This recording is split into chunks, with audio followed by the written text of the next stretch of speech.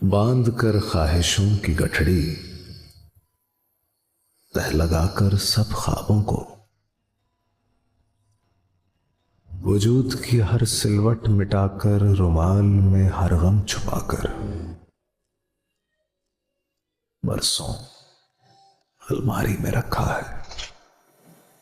Kitchen के मैले बर्तनों ने, गर्द से अटे पर्दों ने, सीलन ज़दा दीवारों ने, सालों घर का धोखा देकर बस घरदारी में रखा है। अब जो खुद पर नजर पड़ी है, एक अजनबी सी शबी खड़ी है, हंसकर कहती है मुझसे, इस सब गोरख धंधे का क्या है हासिल?